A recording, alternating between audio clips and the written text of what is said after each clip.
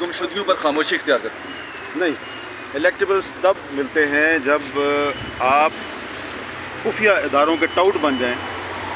जब पाकिस्तान के बड़े बड़े सियासतदान खुफिया इदारों के टाउट बन जाएं तो फिर उनको प्लेट में रख के इलेक्टेबल्स दिए जाए। तो नवाज शरीफ तो चौथी बार आ रहे हैं मीर साहब।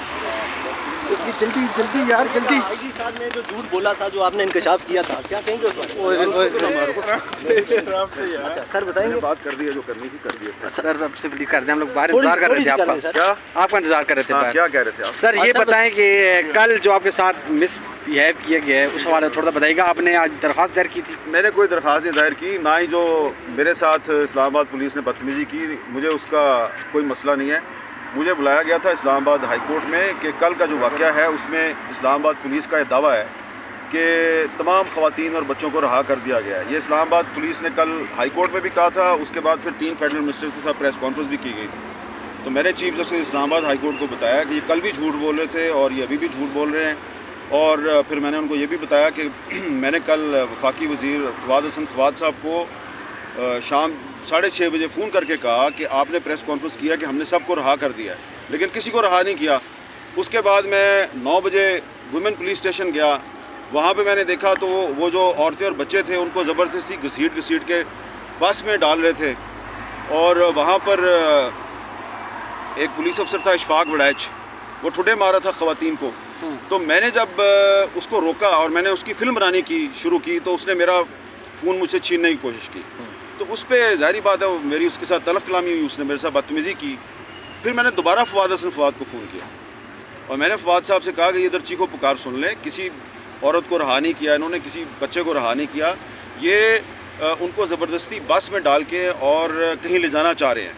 तो उन्होंने कहा अच्छा। और इस दौरान में दोबारा जो है वो वही जो पुलिस अफसर है उसने दोबारा जो है वो मेरे से बदतमीज़ी शुरू कर दी। तो वहाँ पे फिर human rights commission of Pakistan के चेयरमैन है असद इकबाल भट्ट साहब, वो बुज़ुर्ग आदमी हैं, वो भी थे वहाँ पे। वो उस बस के सामने कुर्सी डाल के बैठ गए। उन्होंने कहा कि तुम अब मेरी लाश से ही गुजरोगे। तो पुलिस ने उनके साथ भी बदतमीज़ी की, उनको भी हटा दिया। ये सारी तफसील जो है वो उनको बताई है कोर्ट को।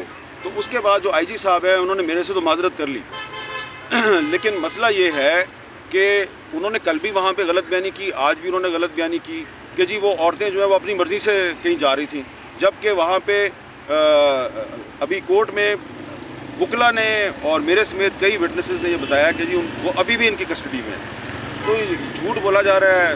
और पाकिस्तान के कैपिटल इस्लामाबाद में अगर बलूचिस्तान की ख़वातीन और बच्चे जो हैं वो फेडरेशन के साथ उम्मीद लगा के आए हैं कि हमें इंसाफ मिलेगा, तो फेडरेशन ने क्या किया है कि उनको डिपोर्ट कर दिया है। अब आप खुद बताएं मुझे, ये मेरा सवाल है रियासत पाकिस्तान से, डिपोर्ट किसको किया जाता है? डिपोर्ट उसको किया जाता है जो कि इलीगल इमिग्रेंट होता है, जो आपके मुल्क में बग़ैर वीज़े के गैर कानूनी तरीके से आपके मुल्क में घुस जाता है। तो आपने कहा जी अफ़गान मुहाजिरीन जो हैं वो इलीगली यहाँ पर रह रहे हैं, हम इनको डिपोर्ट करते हैं। तो कल आप अफ़गान मुहाजिरीन को डिपोर्ट कर रहे थे, अब आप बलोचों को इस्लामाबाद से डिपोर्ट कर रहे हैं। तो इसका मतलब ये है कि जो रियासत पाकिस्तान है उसने बलोचों को ये मैसेज दिया है कि बलूचिस्तान एक अलग मुल्क है और अगर कभी आपने दोबारा इस्लामाबाद आना है तो आईजी इस्लामाबाद से पूछ के आना, वरना हम तुम्हें डिपोर्ट कर देंगे। सर आपसे तो माफ़ी मांग ली गई है, क्या उनसे भी हवाला किया गया जो ठुड्डे मारे गए? उनको जब ठुड्डे मारे गए तो उससे हवाला किया गया सर? यार हाई कोर्ट के अंदर